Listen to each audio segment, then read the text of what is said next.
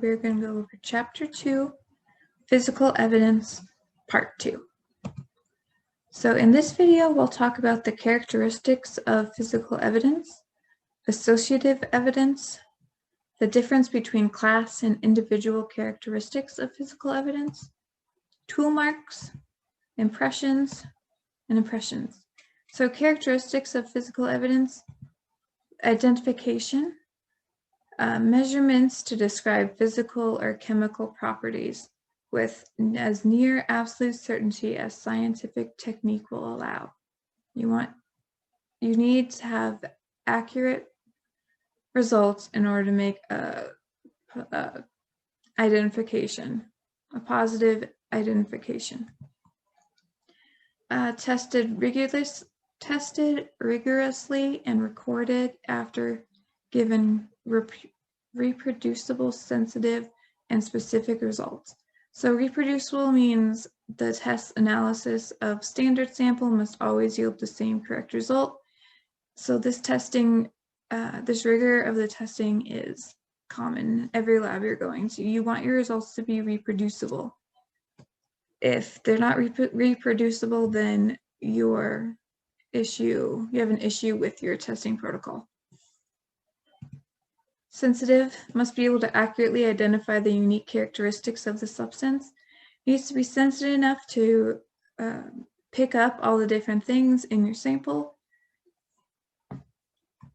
And then specific, tests must give definitive result for a particular substance. You have a substance, you analyze it,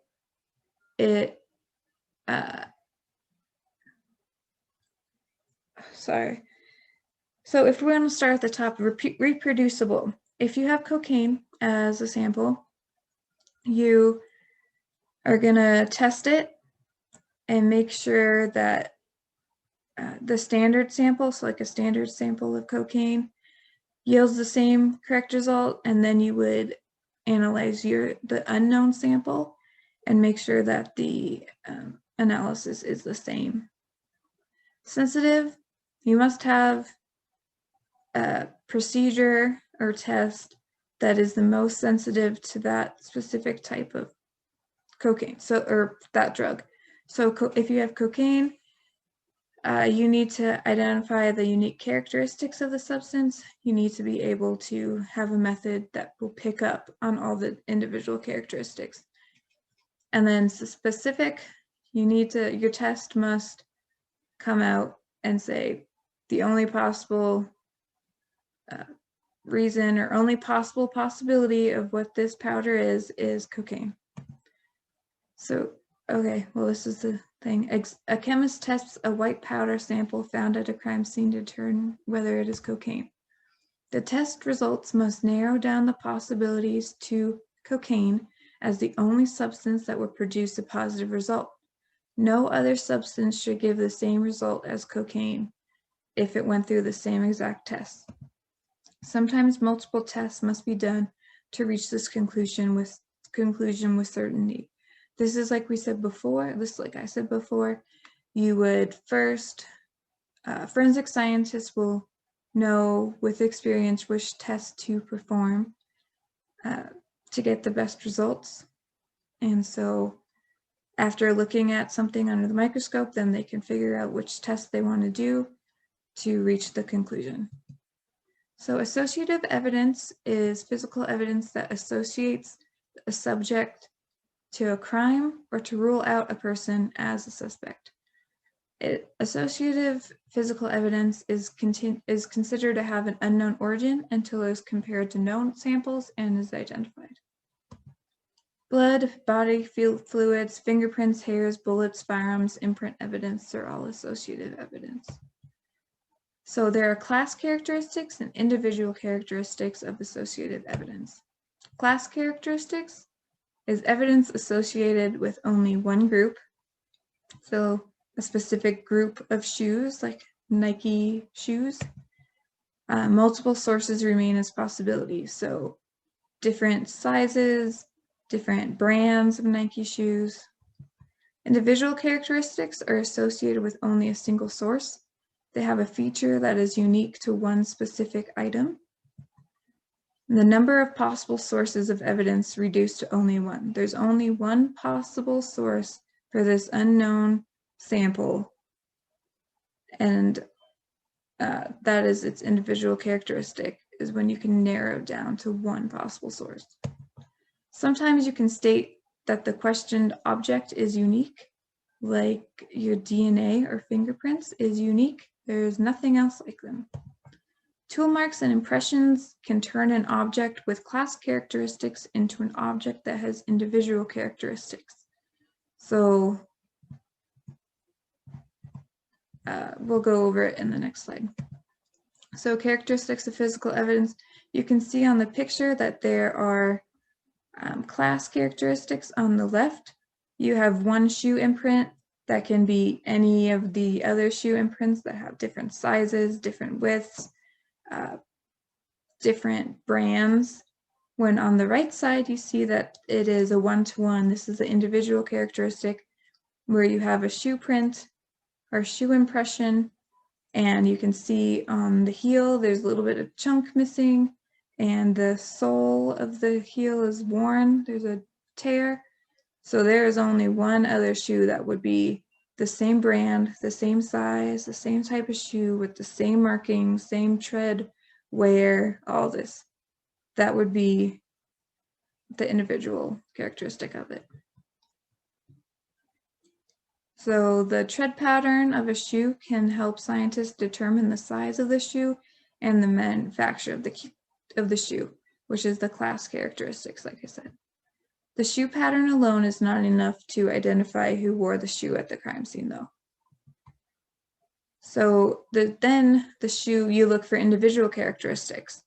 The shoe part can become unique with individual characteristics, like the shoe has a chip in the heel, or identified altered gait in the shoe prints. So if someone has a limp, then you'll be able to see that in the depth of the shoe prints, which also contribute to the evidence. If you have the same exact shoe, manufacturer size, a hole in a shoe, and it has the same, that person has the same, or the shoe prints show that that person has the same gait as the suspect, then that it is down to individual characteristics, that only one other person who wore those shoes could be. There are only one other person it could be who wore that shoes at the crime scene. For example, back to Larry Eiler, who was the serial killer who killed young boys. During the trial, evidence was introduced in the case that included boot imprints they found at one of the crime scenes, and the FBI reported to investigators that this boot impression was a precise match, including 4 distinctive areas of wearing and damage upon the soles. So those distinctive areas of wearing and the damage on the soles made the specific boot he had into something unique that would only be his.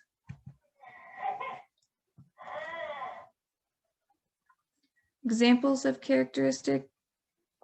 class characteristic, individual characteristics and class characteristics. Shoe, you have a tennis shoe, it's Nike. Individual would be Nike Lunar Vapor 8 Tours Men tennis shoe, size 8. Paint, you can have cherry red car paint. Then individual would be paint with a physical match with an identified car. Fibers, you have polyester fiber, braided weave. Individual characteristic would be a physical match, unique trait of a particular garment. Fingerprints, you have loops, whorls, and arches. We'll go over fingerprints later in the semester, which are class characteristics. But fingerprints, the ridge detail is enough for database comparison. The ridge detail with the loops, whorls, and arches make it individual. Tool marks are knife scratches, screwdriver marks, Individual ones would be unique stria marks on the tool. Firearms, you have a bullet, a specific type of bullet, a .40 caliber slug. Firearms would have the stria matching a test-fired bullet, firing pin markers. DNA, the sex genes, male or female. If you have a piece of DNA, you can determine if it's from a man or a female. The individual characteristic would now have a DNA profile that matches someone. That's the individual characteristic. Physical evidence tool marks. Tool marks are created when a tool creates an impression, cut, or scratch or abrasion on another surface. It's often left during the course of burglary to open up doors and windows. A casting is performed to identify the suspect's tools. The resulting lab tool mark is compared with the question sample to see if it is a match. So lab scientists can do all these different, make casts of all these different types of tools and then compare it to the ones that found in the question sample to see if they can figure out the type of tool that made it. A worn tool may have unique features such as a chip on one side or a surface that is more worn on the right than the left, which provides individual evidence. So you can determine this is from this type of hammer, would be the class characteristic of the tool mark, and then the individual tool mark would be the chip or the surface difference in the impression that you see. Then you can match it to a suspect's tool to see if it's a match. This is an example of a bullet. When you fire a bullet, you get unique striations along the side of the bullet, and that is how you can tell if it's from the same gun or not. So you can see on these two pictures that these two bullets fired have the same striations and therefore came from the same gun. Impression crime scene evidence. So tire markings, the types and sizes of tires and the weights can be found from impressions. Shoe print impressions, you can look at the tread, the depth, the width, or the height and the forces that go along with the shoe prints. Depressions in soft soils, you can see remnants of actions and activities of numerous people or animals. All types of tracks, machines, animals, and humans have impressions. Material impressions, if you push down a rock on the ground, you're going to have a material impression. You can also have fabric, gloves, clothing, packs, and cases. Tool marks, hand tools, machine parts, bullet rifling, bite marks, human, dog, lions, and tigers and bears. Oh my. Impact impressions, car license plates, bumper shapes, and soiled mud, waste residue. Impressions are commonly found at crime scenes, shoes and tires especially. They can be deep in dried mud, or it can be ultra thin and barely visible if they're in dust. First thing you do in recording the impression is take a photograph of it, you photograph it alone and then with a scale for reference. They're taken at a distance to show the impression in relation to the overall crime scene. We talked in previous videos about the different type of photography. You have overall, mid-range, and close-up. And close-up photos are taken at an optimal angle with proper lighting to record the features of the impression.